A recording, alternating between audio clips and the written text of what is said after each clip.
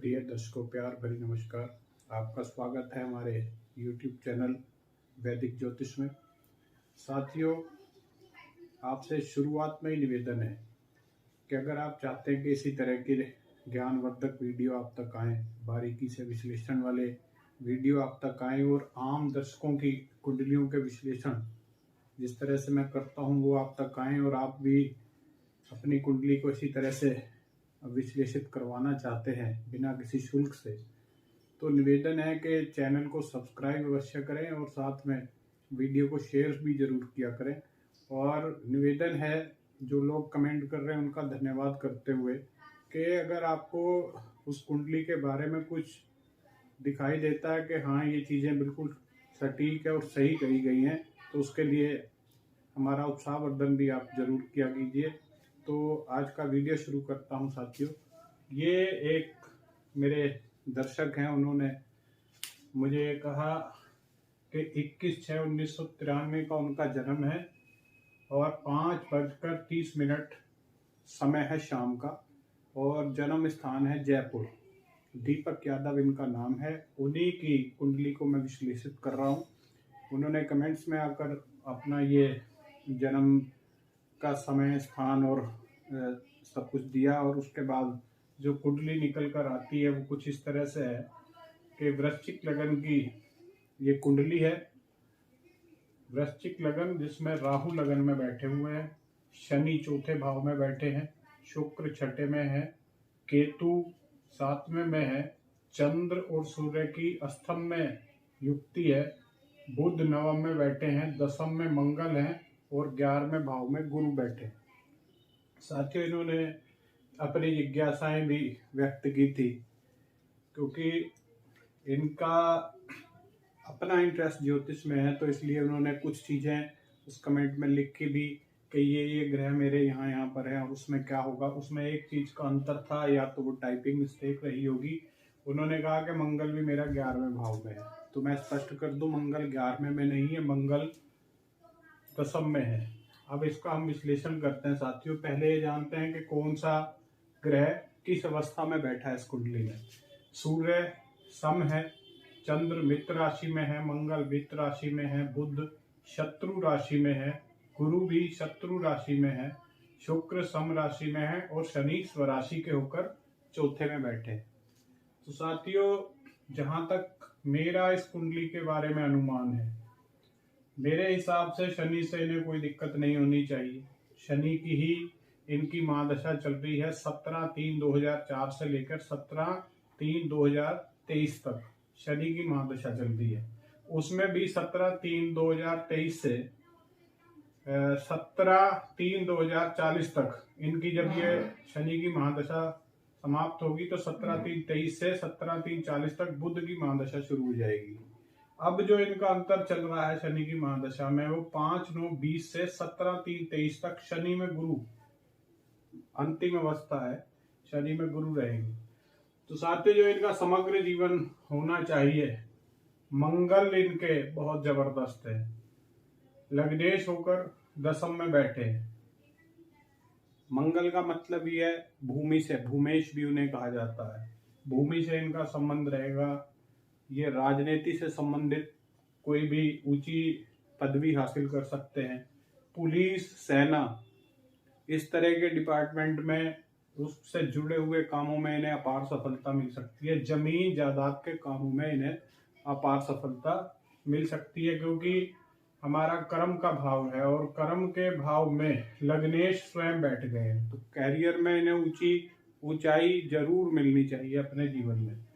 दूसरा, इनके जो शनि बैठे हैं वो चौथे में बैठे हैं। शनि भी इन्हें बहुत कुछ देंगे और शनि की महादशा चलती है, तो जाते हुए गुरु उसमें अब अंतर कर रहे हैं। गुरु बैठे हैं इनके लाभ के स्थान में। एक ही दिक्कत है कि गुरु शत्रु राशि में बैठे हैं, तो शत्रु राशि में होने की वजह से, और दूसरी एक और गुरु की जो एक परिपाटी है, जो उनके बारे में एक बना हुआ मिथक है, और मिथक ही नहीं है, वास्तविकता भी है, कि गुरु जिस खाने में बैठ जाते हैं, जिस घर में बैठ जाते हैं, उसका नुकसान करते हैं।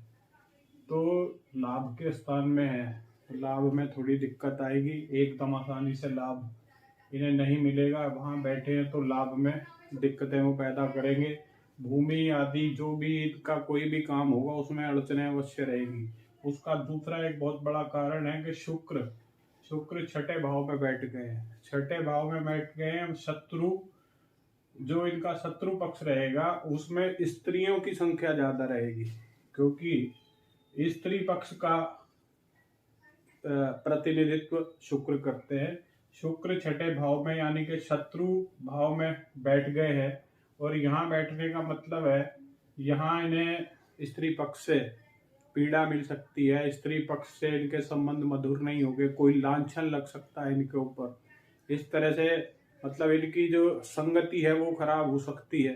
ये सारी चीजें यहाँ से दृष्टिगोचर हो रही हैं। शुक्र इनके लिए स्त्री पक्ष से पीड़ा देगा। जो इनके यार दोस्त हैं वो थोड़े से कुटिल स्वभाव के, ये कह सकते हैं कि संगति गलत हो सकती है, उससे इन्हें बचना होगा।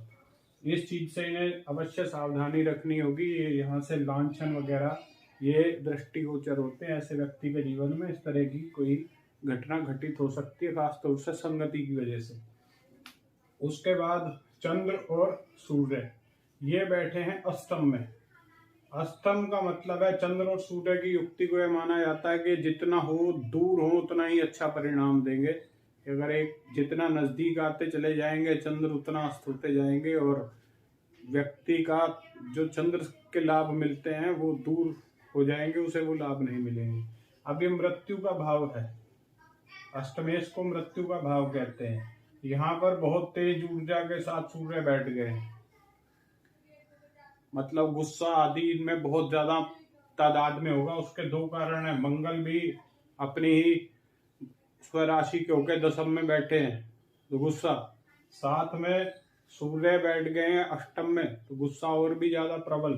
तो मैं समझता हूँ यहाँ पे चंद्र नुकसान नहीं देंगे, उनका साथ में आ जाना शीतलता को लेकर आ रहा है। सूर्य मतलब आग मतलब अग्नि, और चंद्र मतलब शीतलता। तो चंद्र और सूर्य की युक्ति अष्टम में इनके लिए मेरे हिसाब से नुकसानदायक नहीं होनी चाहिए, बल्कि बैलेंस करने वाली होनी चाहिए। हाँ, उन्हें इन जो अष्टम में बैठे हैं तो उनसे संबंधित दुर्घटनाओं आदि से सावधान रहना होगा।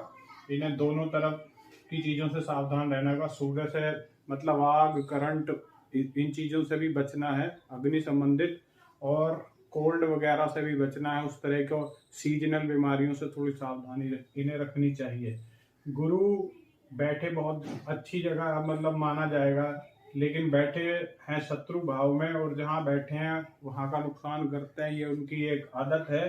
तो थोड़ा लाभ में दिक्कतें आएंगी, कोई बहुत बड़ी समस्या नहीं होगी, क्योंकि बाकी ग्रह आपके बहुत शुभ बैठे हैं। राहु और केतु के बारे में एक सीधी सी बात है, ये तो छाया ग्रह है, इनके बारे में ऐसी बातें प्रचलित हैं कि बड़ा नुकसान भी दे देते हैं। वो नुकसान तब देंगे कि अगर बाकी सब भी नुकसान दे रहे हैं तो आपकी छाया क्या करेगी? जो आप करोगे वही छाया करेगी। आप नृत्य कर रहे हो तो छाया भी नृत्य कर रही है। आप सीरियस बैठ गए हो तो वो भी स्थिर होकर बैठ गई। आप कोई अन्य गतिविधि करोगे तो उसी तरह से, अगर आप प्रलाप की मुद्रा में हो तो वो भी प्रलाप करेगी। तो सीधी सी बात है, जैसा बाकी सब करेंगे वैसे ही छाया ग्रह करेंगे। और यहाँ पर बैठे हुए बहुत बड़े बड़े लोगों के कुंडलियों में राहु और केतु जो है, राहु विशेष रूप से लग्न में बैठे हैं या चौथे में बैठे हैं।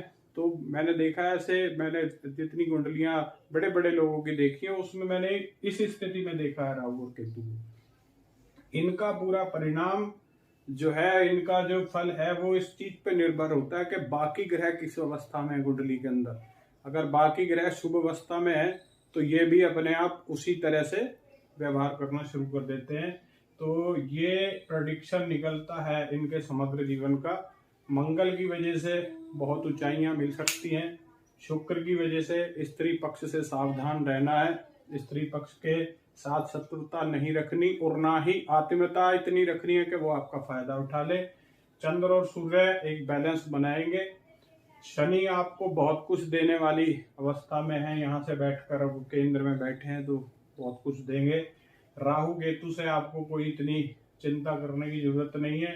बुध आपके नवम में बैठे हैं, भाग्य के मालिक होकर बैठे हैं, तो ये आपको और फायदा ही देंगे। लेकिन बुध भी थोड़ी सी उनमें दिक्कत है कि वो बैठे शत्रु राशि में है।